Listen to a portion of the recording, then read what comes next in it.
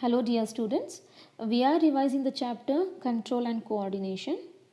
In the next question is, why is it advised to use iodized salt in our diet? So it is always advised to use iodized salt, right? Why? Because in our body there is one hormone called as thyroxine, which is produced by thyroid gland. Okay, so for this thyroid gland to produce thyroxine, it needs iodine. If iodine is not there, then thyroid gland will not produce thyroxine hormone. Okay, so the deficiency of this thyroxine hormone will lead to a disease called as goiter, which is nothing but enlargement of the thyroid gland. Okay, for this reason we have to use iodized salt. Okay, so the answer is iodine stimulates the thyroid gland to produce thyroxine hormone. Deficiency of this hormone leads to or results in the enlargement of the thyroid gland. This can lead to goiter. Okay, next question. How is brain protected from injury and shock? And one more sub question is there. Name two main parts of hindbrain and state the function of each. Okay, we know that our brain is it is so delicate and soft in nature, right? So it needs to be carefully protected because it is so important for variety of functions, variety of activities. So how to protect this brain?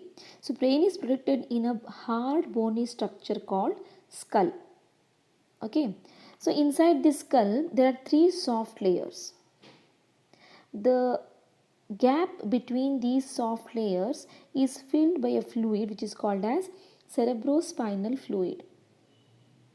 Fine. So this cerebrospinal fluid and the skull is protecting our brain. Okay. See, the answer here is brain is covered by a three-layered membrane called meninges.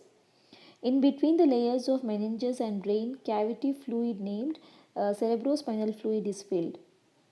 The hard skull covers the meninges, thus meninges, CSF and skull protects our brain for a certain extent.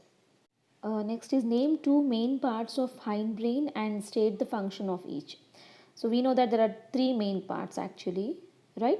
Cerebellum, pons and medulla oblongata. Here we have given only two because they have asked only two parts. So here medulla and cerebellum, their functions are medulla, involuntary actions such as blood pressure, salivation and vomiting. These are all involuntary functions which are controlled by medulla. Okay, then cerebellum, it is responsible for precision of voluntary actions and maintaining the posture and balance of the body. You know very well what is voluntary actions.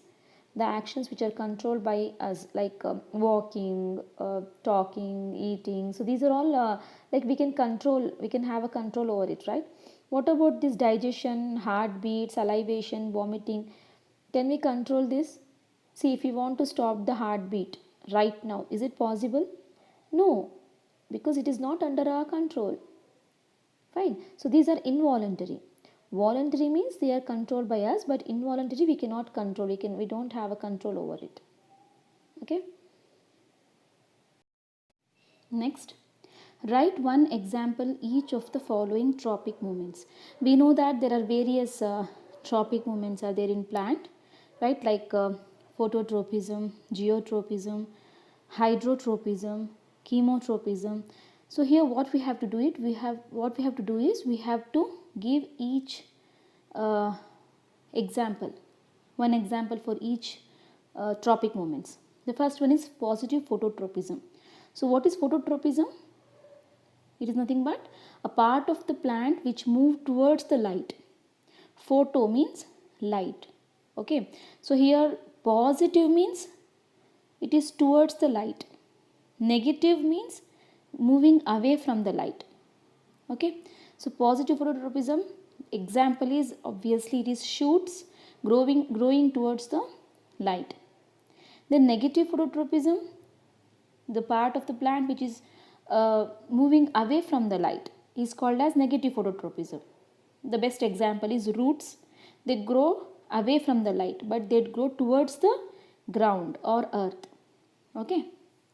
Next one, positive geotropism. Geotropism means a part of the plant which is moving towards the earth's gravity. Here positive means which grows towards the earth. Example, roots. They grow towards the earth. Why?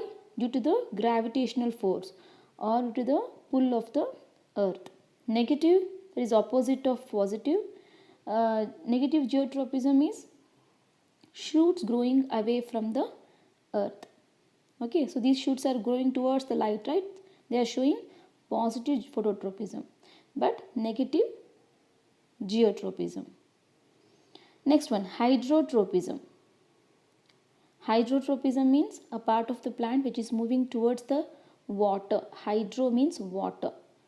Roots growing towards the source of water is hydrotropism. Chemotropism, here a part of the plant is growing towards certain chemicals. Okay, chemo means chemicals. Example is growth of pollen tubes towards the ovules. It is the example for chemotropism. You may also get a question to describe an experiment to show hydrotropism or phototropism or geotropism.